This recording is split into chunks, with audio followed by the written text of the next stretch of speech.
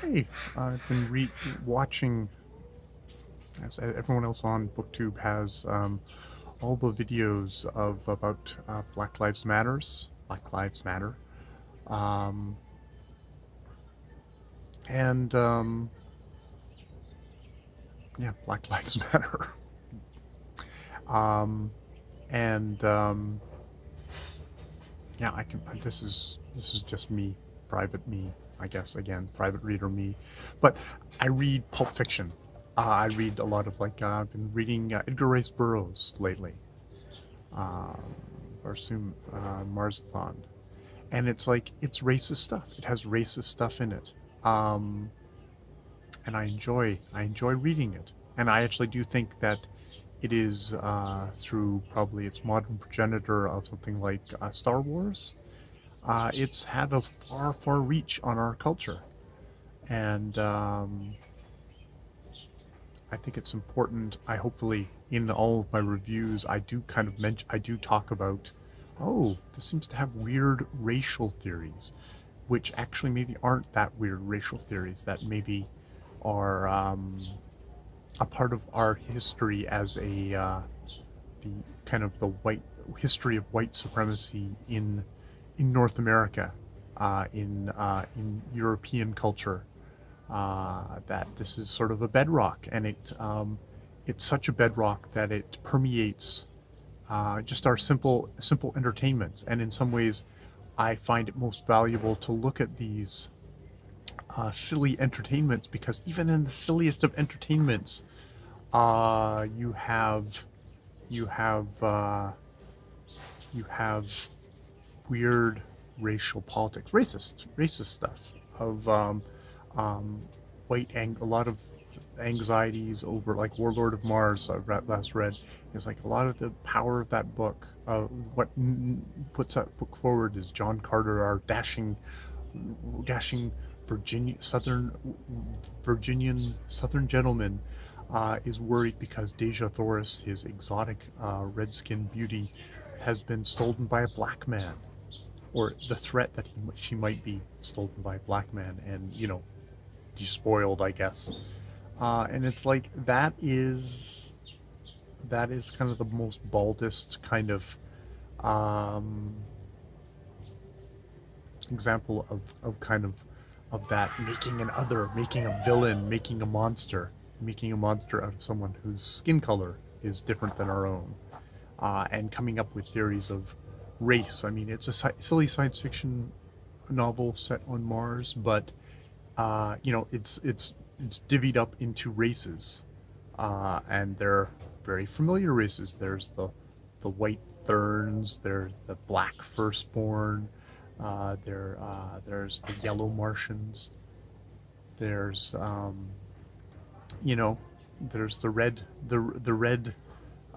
Martians, who are mostly kind of the friends and exotic things, but you almost get that's like the noble red skinned savage of a lot of fiction of the time. And indeed, I've read other books where I've actually found that more disturbing. I read a book on it's the sand dunes, sand dunes in in Illinois, and at the very end, there's this, just what I found is like the most disturbing chapter, which was this whole kind of romantic thing of declaiming the poor, lost, forgotten, noble race of natives. And oh, isn't it sad that they've gone? I'm thinking, it's like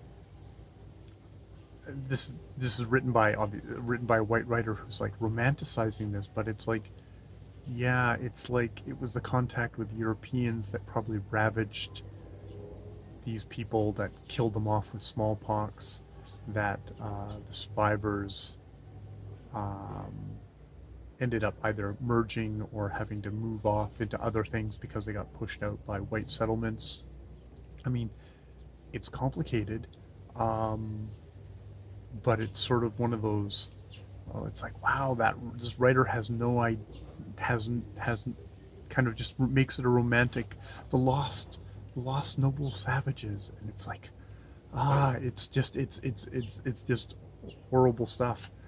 um and Yeah, I mean, it makes me wonder, 100 years time, someone will look back on me and have the same reaction to like exactly what I'm saying and how much wince-inducing stuff there will be inevitably in this, in all of my thoughts.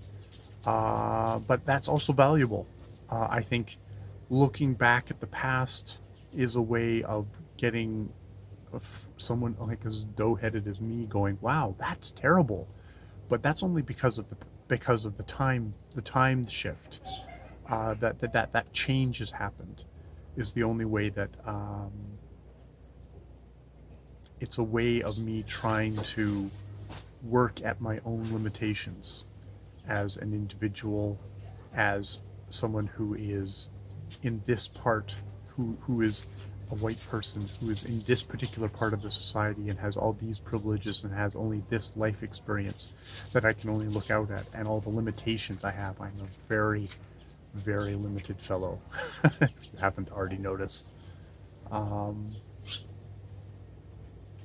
and I guess that's what I get from reading pulp is I look back at other really limited people and I can see their limitations, and I can only hope that somewhat can illuminate my own limitations, even though I know I probably will fail in that, but I'm gonna try.